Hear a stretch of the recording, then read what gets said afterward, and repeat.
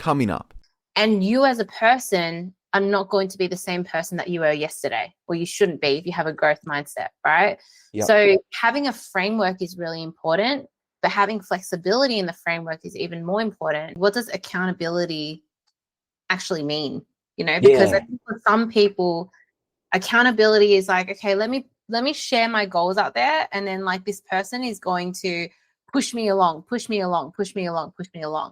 But that there in itself, I would say, is fake accountability. I think the question is how much do you want to challenge yourself?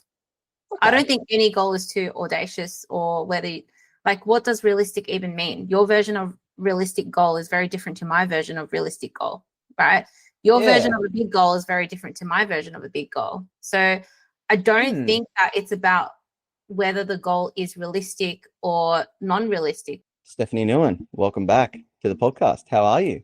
Thank you for having me. I am doing really, really well. Thank you so much for having me back. Yeah, it's great to have you back there, because when I first had you on the podcast in early April, and we're now doing this recording in early December, so nearly 8 months, and I think I actually said this here. It was one of the most fun conversations that I actually had, and it's just because I think just the way how we just sort of spoke, and just the topics that we spoke about. I said this here with Natalie Tran as well, because Natalie's one, I sort of learned so much from it, and I also learned so much from yours. I just sort of said to myself, I'm gonna have to have Natalie on and you on as either the last 2 episodes of 2025 or the first 2 of 2026. What I would have, and who knows, maybe an episode with you and Natalie there together. That would be something. I would love that. Yes, that would be something absolutely amazing. But yeah, it's great to sort of I think touch base and all that there, because, and it's great to have you back on, because I think that the topic that we're going to be talking about is something there to which I think not only I think founders are going to be interested in, but also I think a lot of people are, because we are heading into 2026, and I think this word that this topic, or this word that we keep hearing around, to me, it's almost become a bit of a buzzword, and that's accountability. It's like, because we keep hearing it so much in like all of social media, like we hear like where people sort of say, oh, you got to hold yourself accountable, you need to do this, you need to do that. It's almost just become a bit of a buzzword, where it's like everyone just sort of wants to just sort of say it. And I think that, it's not a buzzword. I think that you need a bit of accountability, but I think that it's a good topic for us to sort of talk in, because when I asked you to come back on, I think it was around September or October, I actually saw a lot of your accountability sort of talks on that, or a lot of your posts on it. So I was really excited to sort of say, righto, no matter what, this is the topic that we're going to be talking about for about an hour or whatnot. We'll see. We'll see how it goes. Could be under, could be more. Who knows? But but I think it's a good topic for us to sort of lean into as we're heading into 2026. Yeah, for sure. Let's do it. Yeah, beautiful. So my question. So one of the things there to which one I want to ask you is, when people hear the word accountability, like for me, like I think that they think of it as a buzzword. But do you think that it has sort of become a bit of a buzzword, that we're hearing it a little bit too much? I think a lot of things have become a buzzword. To be honest, like even the word purpose has become a bit of a buzzword, intention. But at the end of the day, I think that accountability is important. It is important to have accountability to yourself. Yes. And I think that is the most important, having accountability to yourself. But how people go about staying accountable is very different. Like some people need or should work with other people to hold themselves accountable. Other people are really good at just doing it themselves and holding themselves accountable. But I think even deeper than that is understanding why it's important to hold yourself accountable. And we always go back to that why. Like because I always see it as well on social media. Everyone's like, I'm going to post this because if I share this online, it's going to hold me accountable because I have so many people who are on the journey with me, witnessing my growth, witnessing what I'm doing, and that's going to hold me accountable. And yeah, that is like kind of true, but also sometimes we have to ask, because I can tell also when I'm on social media, it's like, are they posting because they actually want to be held accountable, or are they posting saying they want to be held accountable, but it's actually for the attention? And you can see like the difference between that as well, because the ones who you see haven't done that depth of work, they'll show up, like really go at it for a good even month, but I would say like a good 2-3 weeks. And then you just kind of see it taper off a little bit. So accountability is important, but it's also more important to understand the intention from where that accountability comes from. Yeah, I mean, I think you sort of put it there in the fact that, people there, when they put it there, do they want it for the journey? Do they want to just sort of, do they want to put it there for the journey, or do they do it just for the attention? And I think that sort of has what I won't sort of say, that's where I sort of feel is that it's turned into a bit of a buzzword so much, is because people sort of sit there and, like all you hear from these people there is that, you've got to hold yourself accountable. You have to be this here. But because we're hearing it so much, and, you don't know if it's for the journey or if it's for, for the attention. Is it just turned into a bit of a buzzword? And, is it fake, or is it real, or whatnot? And I think that's sort of, where it makes it very difficult to sort of, I won't say connect, or actually, you know what, I will say connect, to actually try and connect with people on sort of like these social medias, or even just trying to want to connect with people in general, because I think, so that's something there as to which I've just sort of found, personally there myself. In terms of accountability, do you think that there are different types of accountability? Like the way, because I know that there are people there that have like no excuses, you get it done. Even if you're sick, you just get it done, full stop, nothing.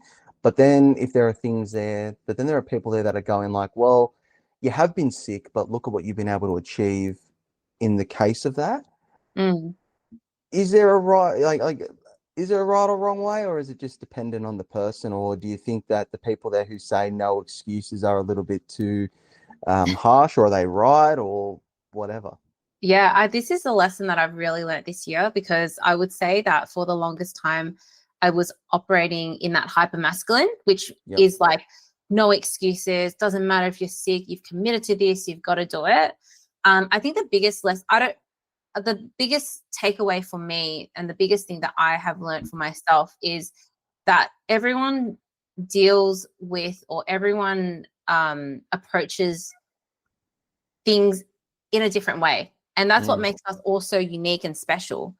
But in saying that, also understanding, again, where is it coming from? So for me, I've done a lot of work over the last 8 months, because I personally got to a point where I was like, okay, I'm doing all of these things and I'm trying to hold myself accountable, but I actually realized there was so many parts of the old Steph that was doing it from a fear state, meaning I was scared I didn't have enough time. I was scared that I hadn't achieved enough.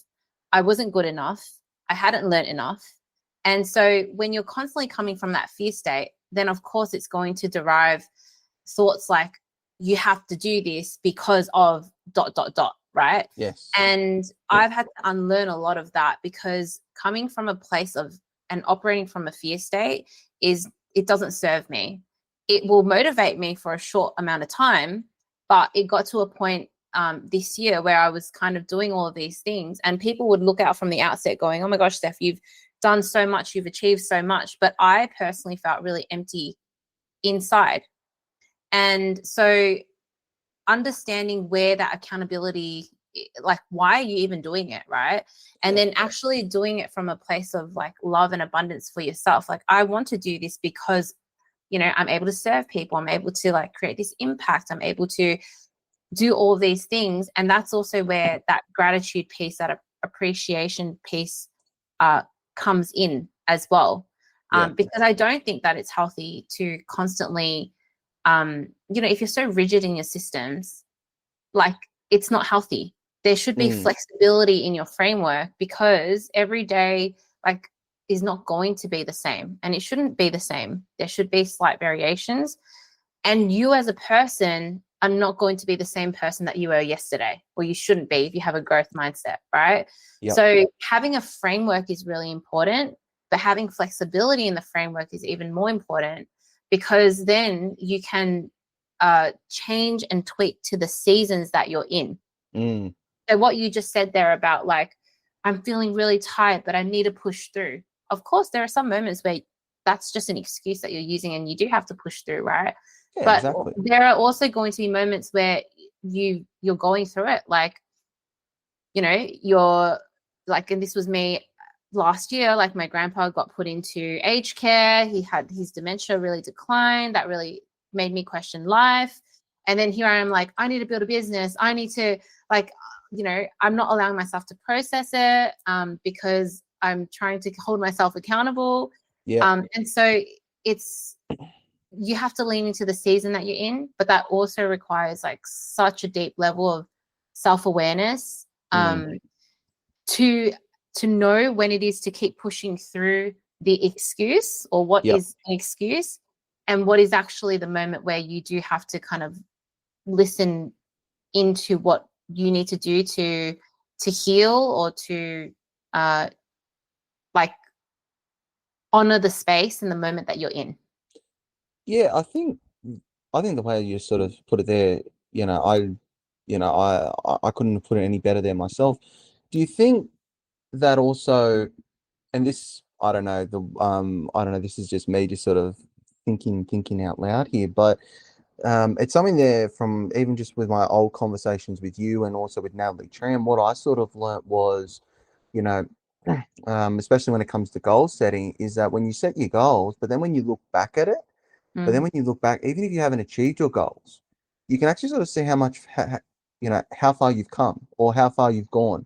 And I think that's just something there as to which, like if you were to say to me if you were to say to me at the start of the year when we first did our podcast episode, you were the fifth guest you were the fifth episode of that year, and now depending on when this episode gets released, you'll either be the first of 2026 or you'll be the 13th of 2025. Now you could sort of say, okay, well, from April through to December, what's happened there, but a lot of things there have happened to me, like I've had eye surgery and all that sort of stuff there. But if you were to say to me at the start of the year, Kieran, you've had 12 to 13 episodes in 2025, 10 of them were from new guests and 2 of them were returning guests, I would sort of look at it there and I would go, you know what, even though I wanted more episodes through the year, but looking back, I've done 12 episodes, or 13, I've done this amount, and I've created, a network, and I've learned so much from those conversations. So I think that when people sort of sit back and when they sort of have like these no excuses, like they got to get from point A to point B, they've also, I think, got to also look at, and even if they don't achieve it, and sort of say, you know what, look how far I've come. Look how far I've come. Like if I didn't start a business, or if I tried to start a business, if I've tried to start a business, I've done the market research, I've done it all. But the business failed, or the business failed before it even got off the ground. Look how far you've come. You had an idea and you tried to make it, and all that sort of stuff there. So I think that's something to what a lot of people, when it comes to accountability, I think they just sort of get that out of their heads a little bit. Yeah, 100%. And like, that's something that I teach my clients as well. And one of the goal setting frameworks that I created, called the Master Goal Setting Framework. So the S stands for skills. Like, what skills are you learning whilst on the journey of achieving the goal? Because so many of us focus on the end goal of, let's say for you, it was like getting 20 guests on this podcast, right? Yeah. Which is cool. Like it's easy to measure because it's number, it's quantifiable. There's 20 people, right? But then we miss like the actual point of what that goal is. Like, what are the other things that we are learning along the way, or that the skills that we pick up along the way that make that 20 guests even more valuable than actually getting 20 guests on? Because getting 20 guests on is pretty easy. Like you can just reach out to anyone and get them on. But actually, what are you doing? You're wanting to connect with specific people who are sharing a specific value to your particular audience. You're learning all these things about asking questions on the go. You know, you yourself, I've seen the transformation. As you said, the introduction has changed now. Why? Because you learned that this and this was better, or this is more effective. Even the distance of the microphone, as you said, right? Like all these little things you wouldn't have been able to learn had you not done it. Exactly.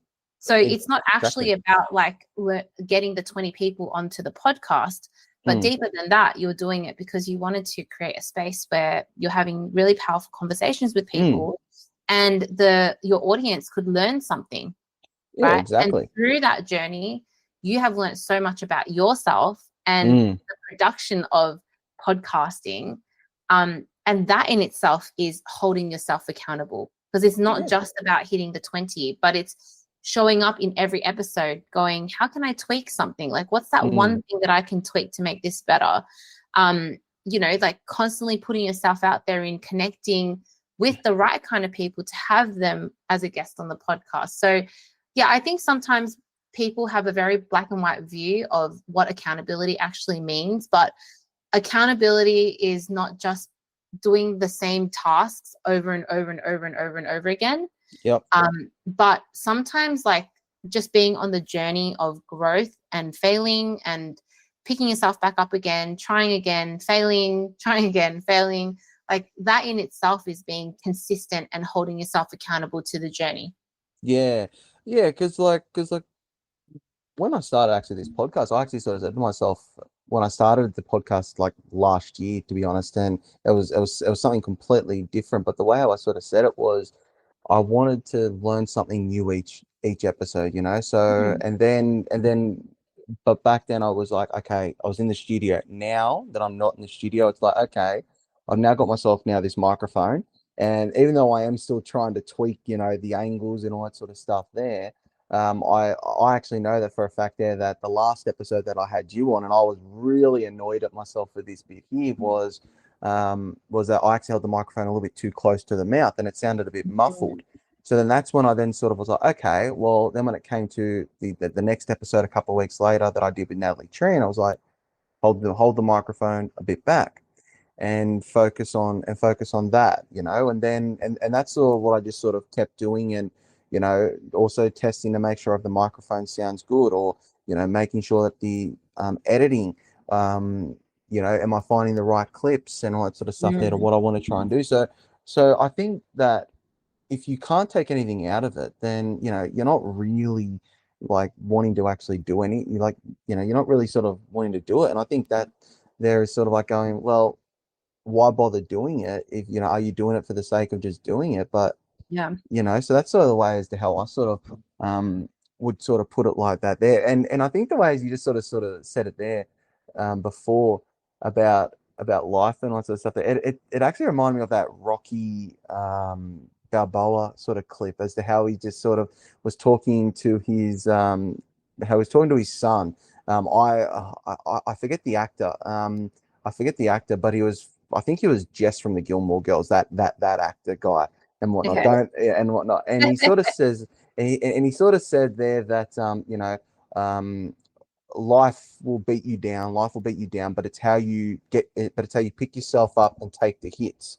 And all, you know, it's how you pick yourself up, take the hits, and just keep moving forward, because life is going to, it is going to beat you down. It is going to push you down.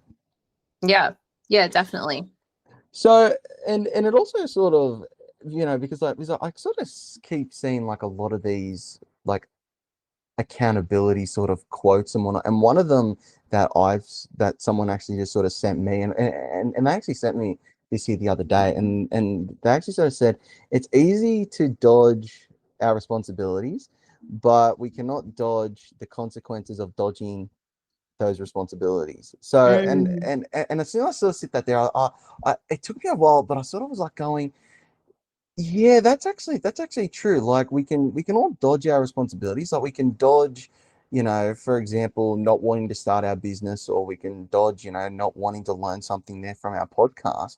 Mm. But the consequences of that there is that, okay, well, if you don't start your business, then you're in the same spot as you were 6 months ago. Or if you haven't learnt your podcast, then, or if you're not wanting to learn from your podcast, then you're doing the same thing. Like you're having the microphone too close to your mouth, or you're talking with any guest that you want, and you're not really learning anything. And I think that's something there to which I think it's a quote that it took me a while, but then the more that I'm actually looking at it, I just sort of sit back and I look and I go, damn, that's a real accountability quote. That is a real quote that I just sort of got into my head, and I'm just like, wow.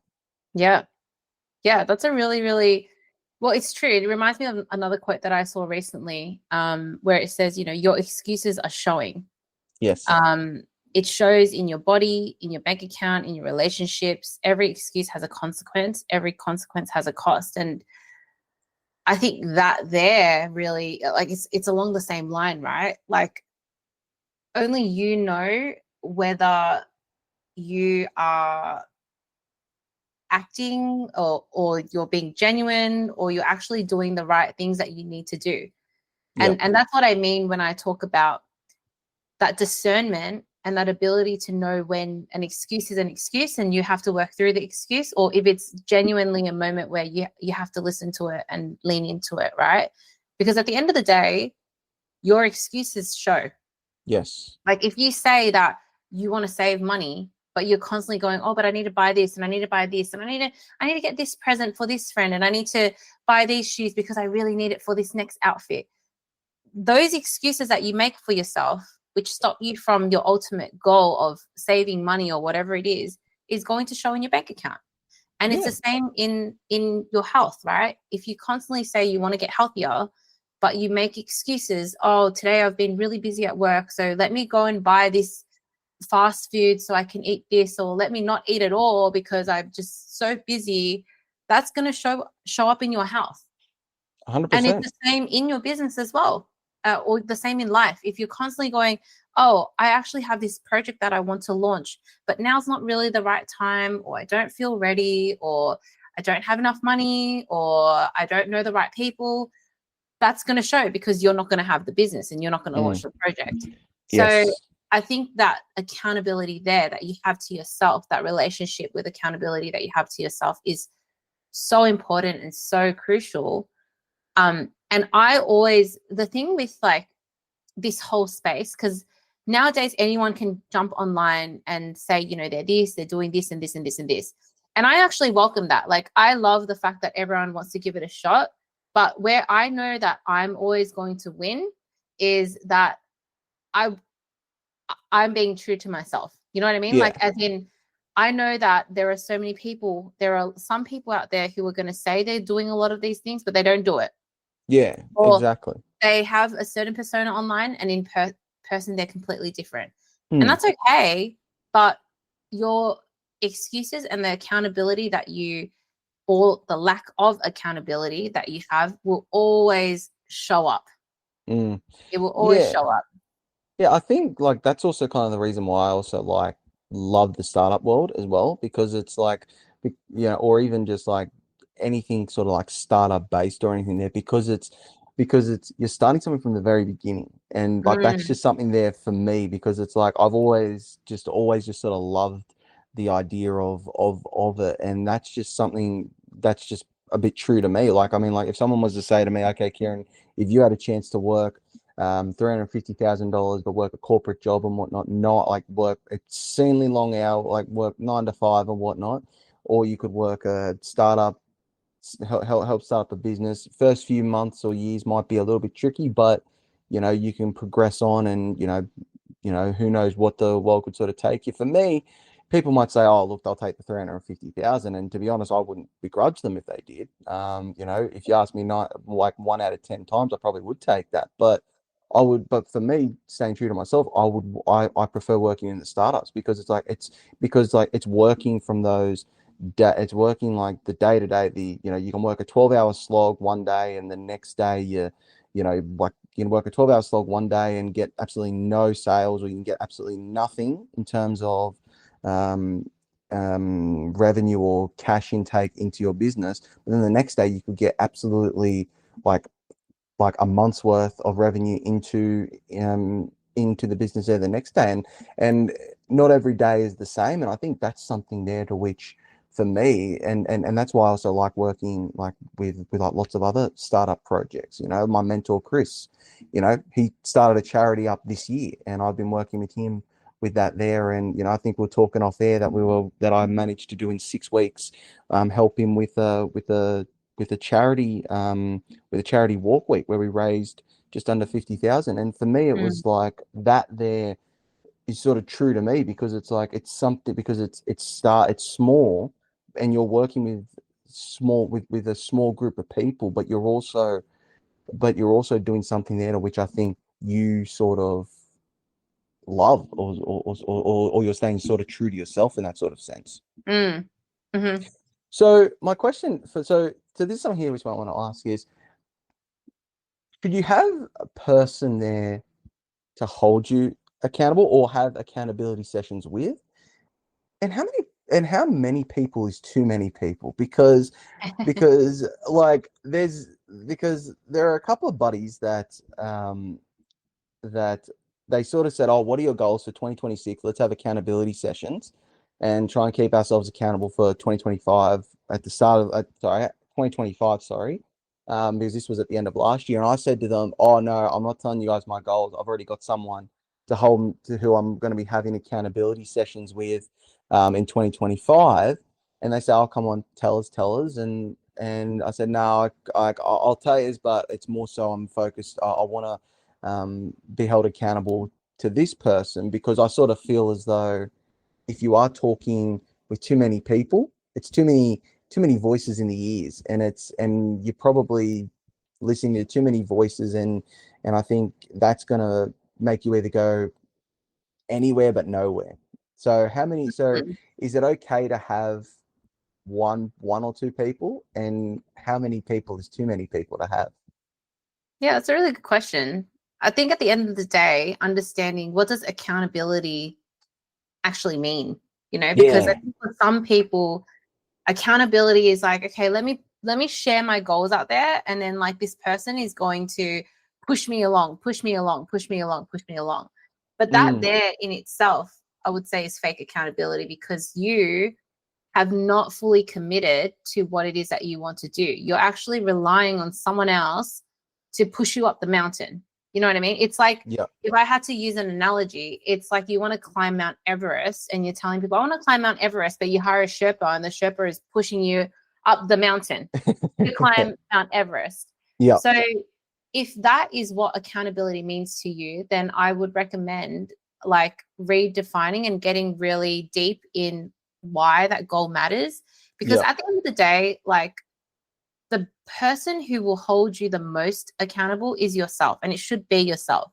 Yeah. The only time when you rely and should rely on other people to hold you accountable is when you know that you have blind spots, Mm, that you yourself, it's not in your natural element, yeah. right? It's not your core strength, and it's Okay. someone else's core strength. And you can ask them to hold you accountable because that's their lens on it, right? So, like, if, Okay.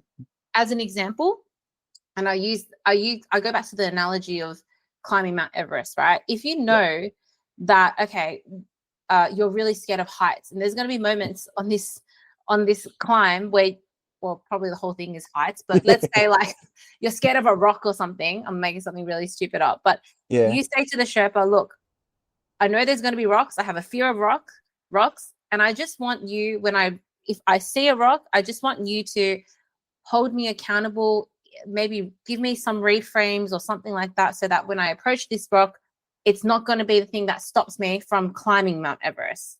So Okay. seeing those weak spots or those blind spots that you have and allowing someone else to uh, reframe or challenge you or help you overcome that, Mm-hmm. but see how you're still the person who has to climb Mount Everest.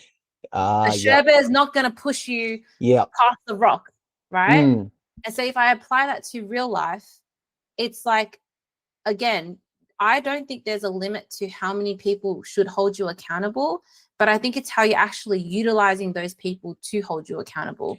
Like I if agree. one person, your mentor, Chris or whoever, he's really good at being able to zoom out because you're more like, for me, I'm someone who really loves zooming in and going, okay, what are the tasks? And this is the moment. I love focusing in 3-month sprints. Yep. My strength is not seeing things in 12-month patterns, Mm. right? So where some things that I really struggle with is because I'm very like 3-month focused, it's hard for me to see patterns. It's hard for me to Yes. zoom out, right? And so I love investing in a mentor who has that like big Mm. macro view so that he can actually then hold me accountable and show me like how my 3-month sprints are working in a 12-month patterns, Yeah. right? Okay. So I'm Yeah. the one still driving that, Mm. but someone else is holding me accountable in the way that they naturally see things because that's their strengths. But I'm Yeah. not relying on that person to guarantee my success or to do the work for me or to push me towards my goal.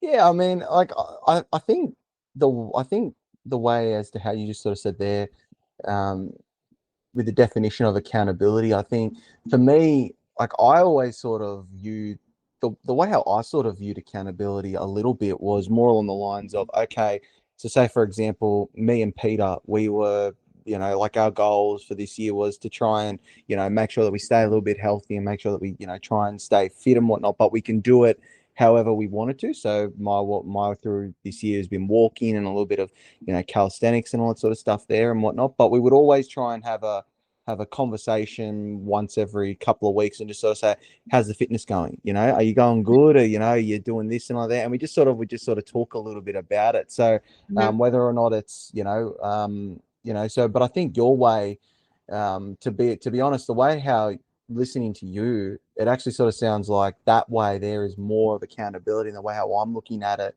is more of a debrief Yeah, in a sort of sense. So I sort of look exactly. at it and I sort of look at it and go, and I sort of look at it and it's now actually gotten me now thinking, do you think now that we should be having debriefing sessions in that sort of sense there? Because, you know, with one or two people, because or with those people there, because the way how you sort of put it, I completely agree that you need to have someone to hold you accountable, but in the skills that you're not good at, but also in a sense that if they sort of know you a little bit, so it's like if they sort of say, look, he can. So for example, if they think there that, okay, look, um, Kieran is someone there who can wake up at six o'clock in the morning and go for a walk at six till 7, but he just doesn't. But he just doesn't do it and whatnot. We're asking him why and whatnot. But Mm, but then he says, but hang on, it might be better for him to walk in the afternoon rather than the morning because he's more of a night person. But exactly. so I think that there is more of the accountability. But Exactly. but Or leaning into and adding on to that example, right? yeah, If you've told your friend that, yeah, hey, during the winter time, I'm notorious for like not wanting to go to the gym when it's really cold and it's yes, rainy. yes, There's just something about it. Don't know what it is. mm. It's just like my weak spot, right? That also one requires you to understand patterns within yourself, Yep, right? But two, for you to communicate that to your accountability partner so that they know, okay, look, winter's coming up. Actually, Kieran, because you hate going outside and it's so cold and you're not going to go for a walk. So actually, what are some of the things that you can do to still maintain your fitness, but you're not going to have the excuse of, oh, it's rainy today, so I yep, can't go to the gym, right? So that person, your accountability partner, again, is not doing the work for you. They're not going to Yes. be like on a rainy day, hey, Kieran, have you gone to the gym today? Have Yeah. you, like, hey, touch base with me once you go to the gym? Because, like, we're all adults. We don't need that Yeah. kind of level of accountability, but Yeah. it's more allowing you to foresee the obstacles that you're going to face, and the accountability partner working through different solutions with you, or allowing you to see things in a different way so that you can still achieve your goal. Yeah, I mean, I think, yeah, I mean, like, I completely agree with that. I think, if the more that you sort of, the person that knows you that way, they can sort of tweak a few things, or even just sort of say, look, Kieran, I know you, you're not gonna walk in the middle of winter, on, when it's 3 degrees, here in Sydney and whatnot. You're not going to be going outside and walking at 6 o'clock in the morning. I know what you're like. But make sure, but it could even be something as simple as sort of saying, well, if you're not going to be walking in the morning, why don't you and me go for a walk in the afternoon, or maybe, or go to the gym or something like that there. So I think that that's something there to which, for me, like, I sit back and I look and I go, that's something there to which I think a lot of people sort of miss in between. And I think that that's something there to which even me myself, because like I have a bit of debriefing sessions, but I also look and sort of go, okay, in those debriefing sessions, as someone asks me, I'm always thinking to myself, how can I be better? How can I try and, what is my next step after this here? So it's like, so I'm ready, so I'm prepared for the next things that's going ahead and all that sort of stuff there. So that's sort of, the ways how I sort of, uh, am looking at it. But do you think also that it could also potentially be the goal that they are trying to sort of set there? Um, that they are that Do you think it could potentially at times they maybe even be the goal that they are trying to set to maybe even hold themselves accountable? That it might be at times, say, a little bit too much, or a little, or above sort of like their level. So, for example, if I was to say in 2020, if I was to say in 2026, a goal of mine would be to walk 20,000 steps a day. And I know for a fact, because that's what Chris does, but I know for a fact I probably couldn't do it. Do you think so do you think that it might be a little bit too hard? And do you think someone should just sort of say, look, Kieran, I know that goal is probably not realistic for you.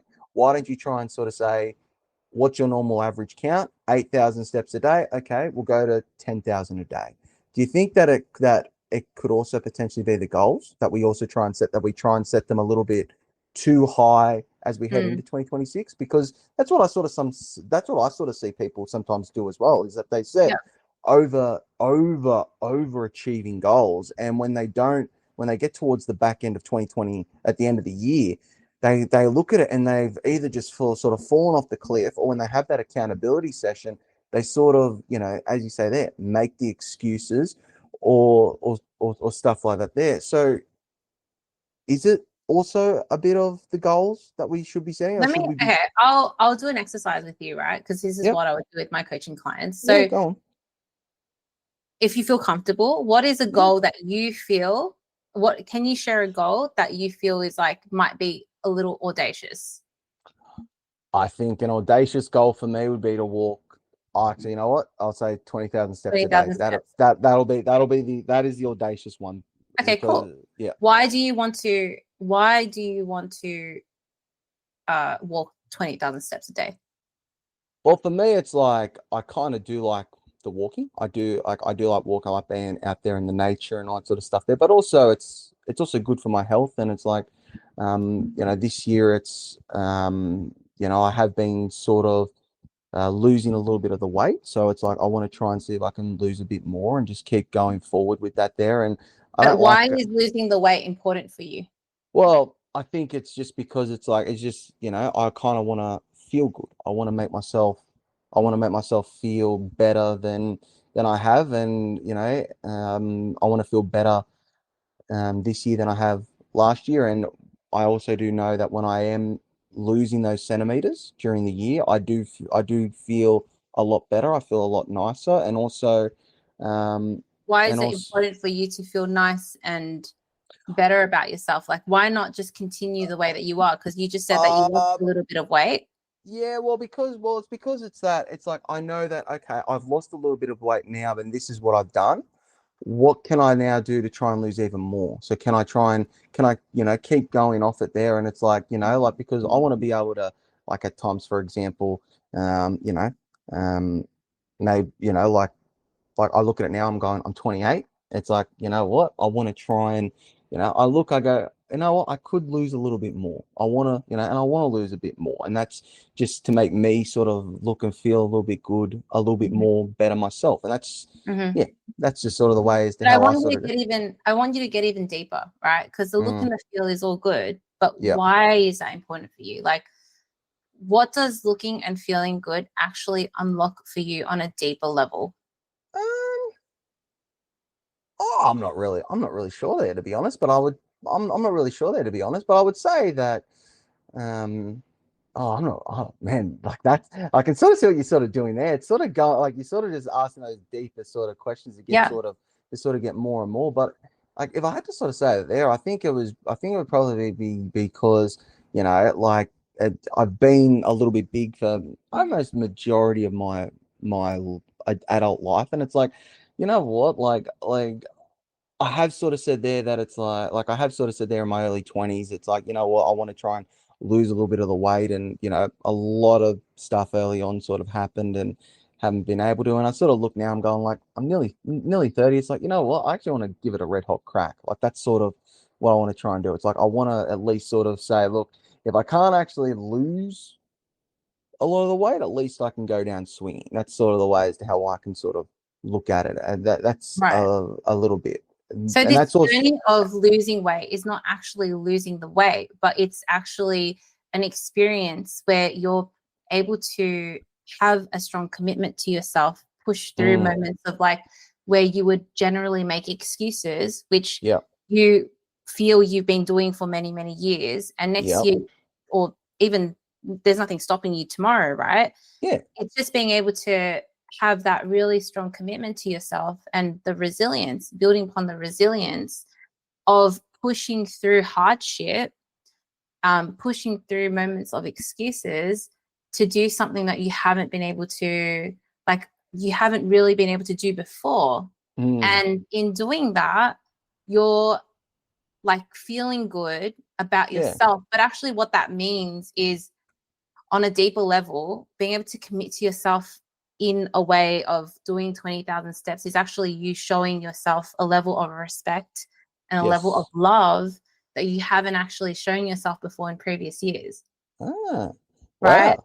Yeah. So it's not just about losing the weight and the kilos going down, but Mm, 20,000 steps means so much more.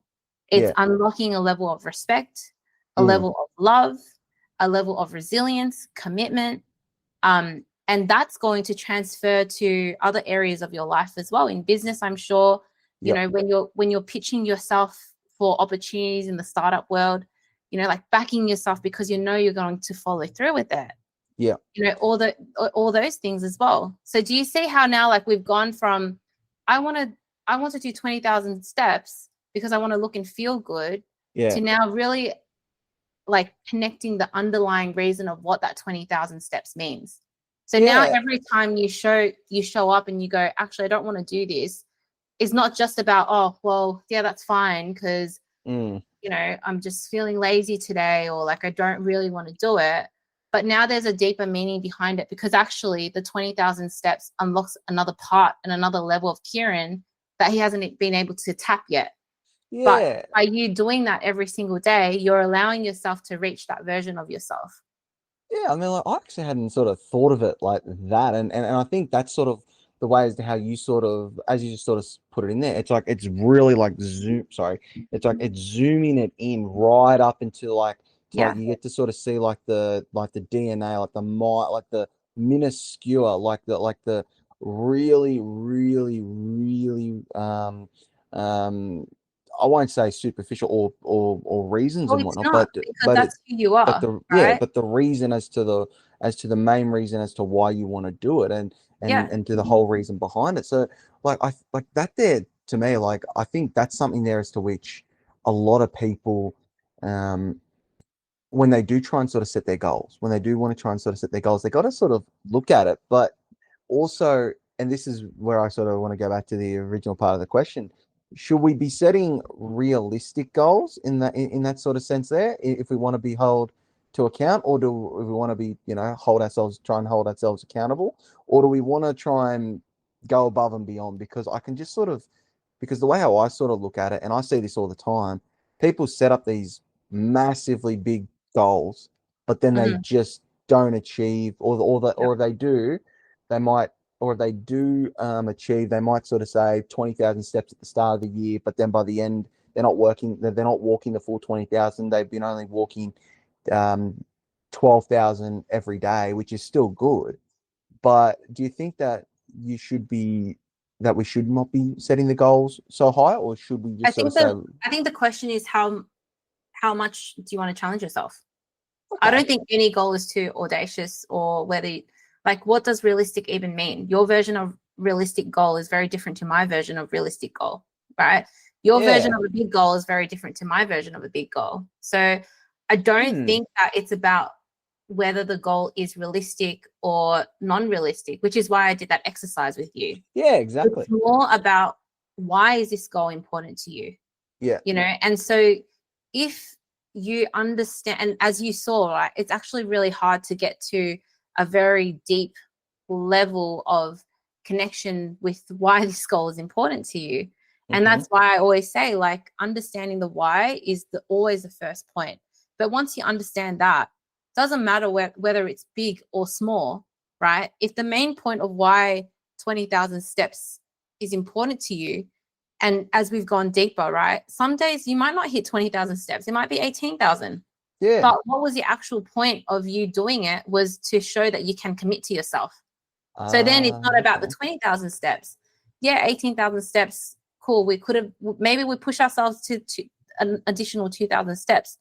But the actual reason why you're doing it is because you want to challenge yourself to do something that you haven't done before, yeah, and I right? think, And committing to yeah, yourself. And so that's what I mean by, like, understanding the why, yeah, and whether or not you should set realistic or unrealistic, or what you consider unrealistic, is more about how willing you are to put yourself out of your comfort zone, and how okay, willing you are to challenge yourself.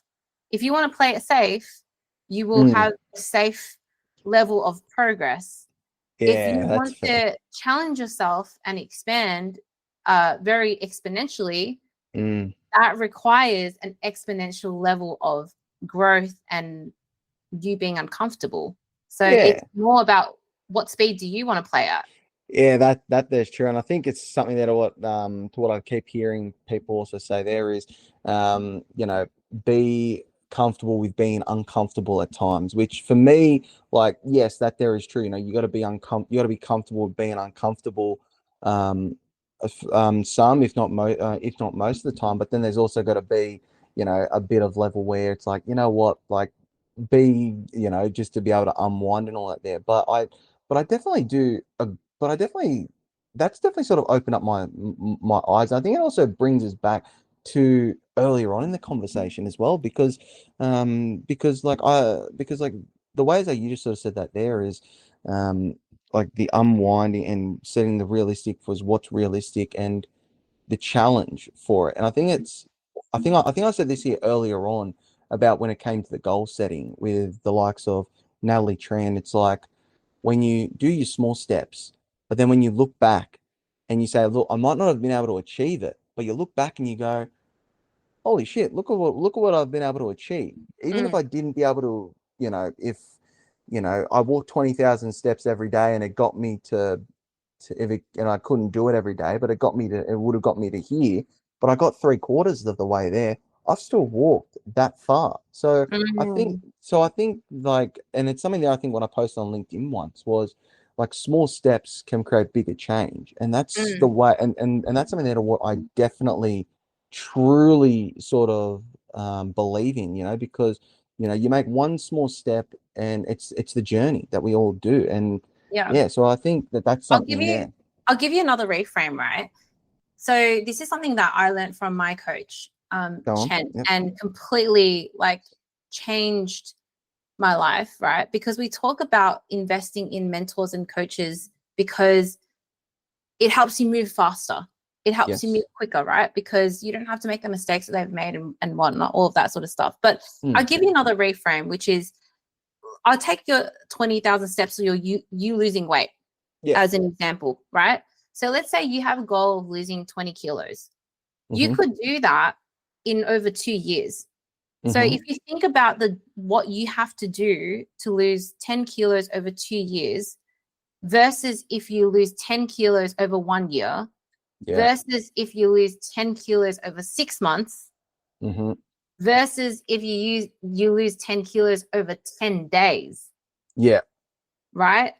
Yeah. The actions that you have to take and the tenacity and the effort and the level of uncomfortability that you'll be taking in 10 days versus 2 years is going to be very different, right? Which is why I say to you, it's not about whether the goal is audacious or not audacious. Because if you said you want to do 20,000 steps, but build that up over 5 years, that's not a very audacious goal. No, it's not. But you're saying, oh, I want to increase from 10,000 steps to 20,000 steps over 2 months is a big goal because we're compressing time. Oh, yes. And the actions and the commitment and the level of challenge and uncomfortability that you would have to like really put yourself in to achieve that is so much greater than if you did that over 5 years, right? So same thing with the losing weight. So when we talk about like what you just said there, like, okay, I set this audacious goal of 20,000 steps, but I didn't get there.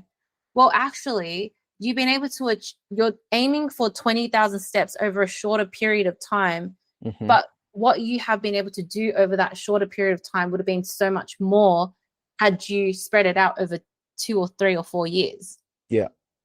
Do you know what I mean? So if you think about it in that way and you look back, if you always set audacious goals, right? Things that are going to really expand and challenge you over a shorter period of time, you're always, and if you give it a red hot crack and you really, really like give it a go, you're always going to be achieving a lot more than if you spread it out over a long period of time and you did it at a more chill pace.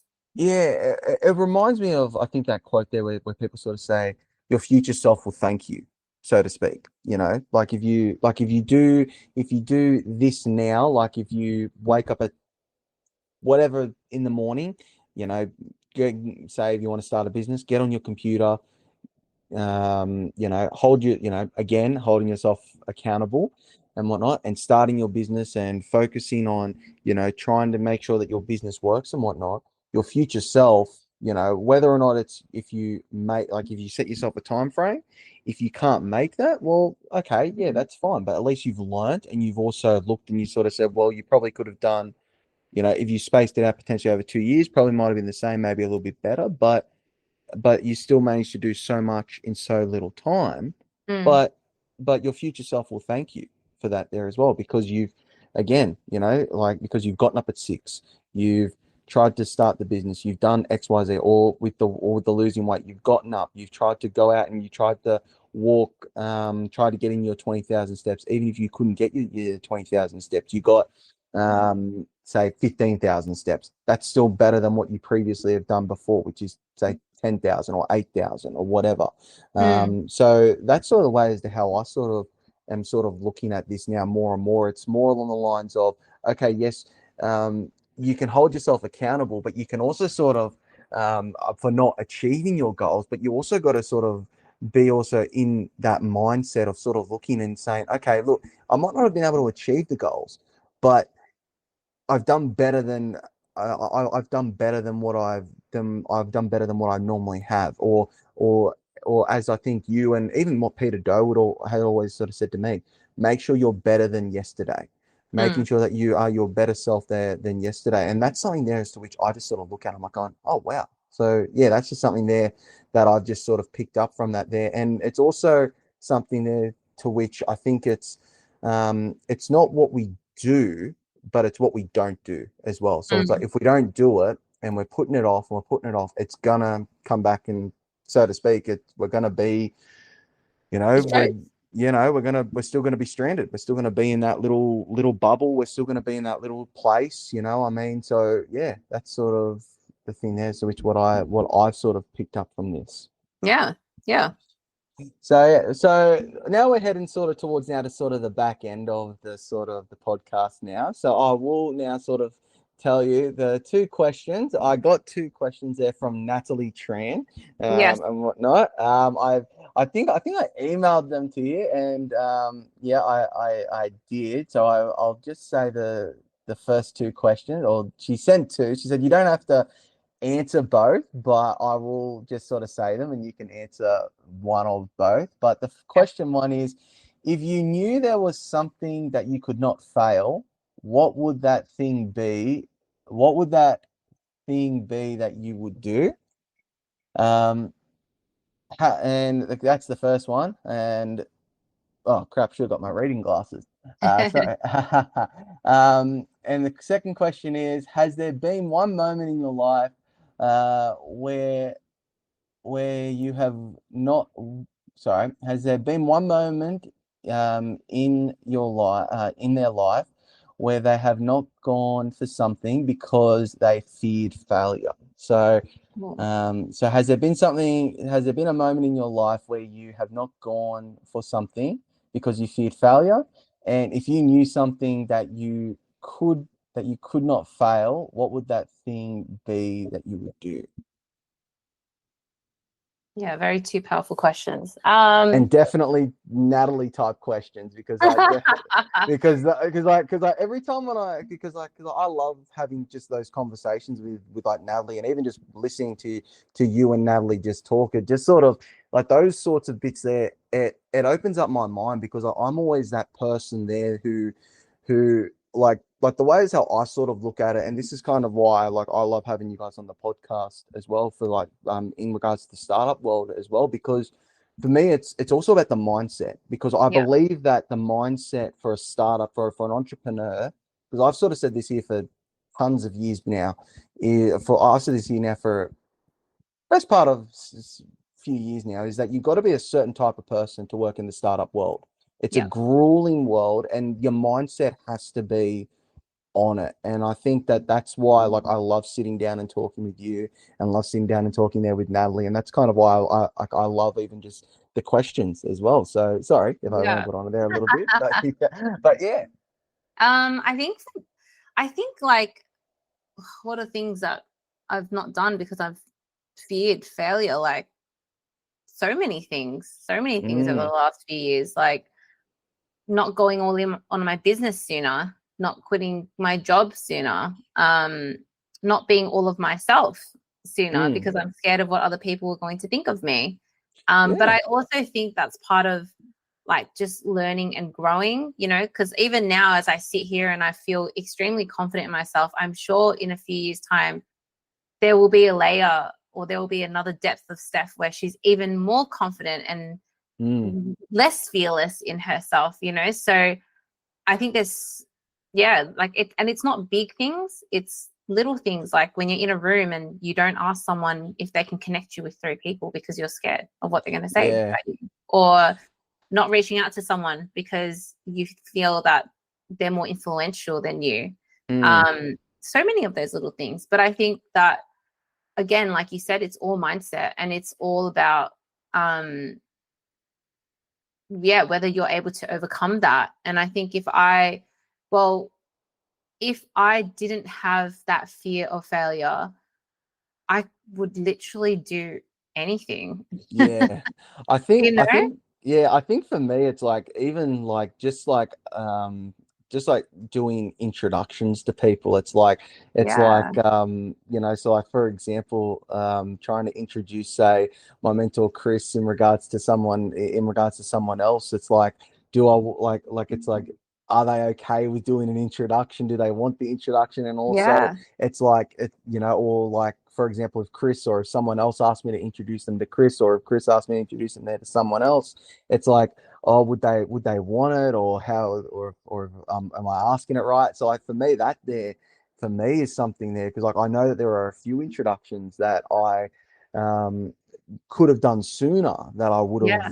that I could have personally could have done sooner, and I'm like, oh, like I don't know about that there, because I'm always of that fear, because I had that fear of the way how I was asking them, or the Yeah. ways, or the ways of the competence, or the confidence of asking them, or how I would ask them and all that there. So that was, so yeah, so I kind of like that question there, as to what Natalie sort of said there. But if you knew, but her second one, but her first one, sorry, if you knew there was something that you could not fail, what would that thing be that you would do? And I just don't know. I just don't know about that one. For me, it'd be like I don't know. If there was a thing there, like I think the answer, what I would say, is never being wrong. So that way there Mm. I can then just be like, but I just don't know. It's a very eye-opening question for that one. I just don't know what to Yeah. think. I So mean, you I could want do anything. You could create anything you wanted anytime. I don't know. The world's your oyster because there's just, you wouldn't have that fear of failure, yeah, that fear of I it not working. yeah, I agree with that. I agree with that. So it's one of those questions there to which, like, I definitely think there that when I do have, if I when I do an episode with you and Natalie on together, I think that that's something there where we can definitely just ask Natalie and all that sort of and all that there for that Yeah. question. So, but before we sign off and whatnot, obviously I'm gonna let you ask your question for my next guest, but depending on when this episode is released, it'll either be the last episode of 2025 or the first episode of 2026. Mhm. If you have, if someone is starting the new year, or if, by the time this episode is aired, if it's already the new year, or if it's heading into the new year, what do you think that they like? What mindset, or how do you think that they should be going about the new year? Like, what would you sort of say to someone if they asked you that? What would be a good mindset to head into 2026, Mm. or for the duration of 2026?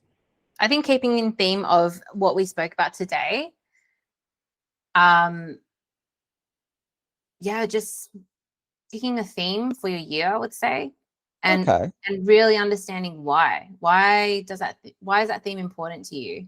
okay, And getting really deep on it, like I did with you. You yeah, know, exactly. um, yeah, like why do you want the year to be that way? Why is this theme important to you? Why should you care about like doing this? And I think that will keep the year, that will have something for that person to anchor towards Yep. or anchor with, because they're always going back to, how they want their year to be, the Yeah. intention of 2026. So yeah, because like when you sort of said themes there, like for me, it's like I sit there and I also, because I'm also an avid sports lover, but someone actually, I think I was watching a sports program of the AFL, and they were talking about the Gold Coast Suns with Damien Hardwick, how he sort of said to one of, I think one of his former players actually said that Dimmer would always sort of say them like a theme, and one of his themes was the Warner and Kawaja, which is a, or the Warner and Rogers, where David Warner would go, like he was one of my all-time favorite cricketers, would go like hard as a rock. He would go like at 6, 7 and over, but Chris Rogers or Usman Khawaja would just sort of bunt it, go at 2 and 3 and over, and just sort of like knowing, for the theme of knowing when to go fast, but also knowing when to slow down as well. And that was Mm, sort of what he sort of said there. And when you sort of when you sort of said the things, that was something there to what just sort of came to my mind, which was, knowing when to slow down, but also knowing like what season you're in, to quote what we spoke about earlier, but then to go fast, like when you're in that groove, or when you're in that season of wanting to go fast and wanting to go quickly and whatnot, to sort of go fast, but then also when you're in that season of slowing down, to just sort of don't try and go fast in a slow down season, because mm, you'll, because you will burn yourself out. 100%. So, what would be the question that you will be asking my guest for either the start of 2026, or as the second episode of 2026? I'll leave that to you now. Yeah. Well, because I'm assuming you're going to have some sort of founder or starter be the next. Yeah. my question would be, why does all of what they're working towards matter? Okay. Yeah, that's actually a really good question, because I think even though that this topic that we spoke about was accountability, I think it's more so when we just sort of peeled the layers back of it, it's Yeah. more about us trying to sort of say, well, we got to find a reason. What's the reason behind us being accountable? And what's the Yeah. reason behind everyone doing everything? Yep. And I think that that's something there, because, every founder, like I had a guest on earlier in 2025, or later on in 2025, May, and the reason why she's sort of like with her business, it's a dating app with a called Re that started in 2026. And and we spoke about that there and the reasons why. And also, speaking with the likes of David Kenny, or even speaking with the likes of Gunnar. Mm. I gotta pronounce it Gunnar, because Gunnar, every time when I pronounce it wrong, he always gives me that look. So I have to try and pronounce it correctly. But even just with him, with his writing of his books and all that, because we all have a purpose and why we all want to do that. So I'm actually very excited for that question, to actually see and to sort of hear what they want to do, and all that there. Yeah. Yeah. I'm excited to hear the answer. Yeah, well, that there concludes this episode. And Stephanie, again, thank you again for agreeing to come on. I'm probably not going to have you back on, because I know I'm not back on until at least until mid 2026, because I know that when we did sort of talk that you are going to be having some time off and all that Yes. there. At least until April. So Yes. We got a um, baby on the way. yes, so congratulations, and Thank you all the so best, much. for that there, and all the best for 2026. And all that, and I'll be speaking to you early on I'll be catching up with you, just checking in to see how you're going and how the bub's going and all that there. So and all that there, but hopefully all the best happens well for you in 2026. And Thank yeah, just you. want Thank you yeah, so and much for having me on. It was so much fun. yeah, it And was. yeah, you always ask really great questions. So Yeah, it was that's amazing. Thank you so yeah. much. No worries there, Stephanie. And it was a great episode. And also, just quickly before I sign off, thank you there, everyone there, for this year, or even for the start of the year. I mean, it's been a roller coaster of a year, and I'm just so happy to just sort of been doing these episodes, and looking forward for more episodes in season 3 in 2026 and beyond and whatnot. So I'll speak to you all in the next one.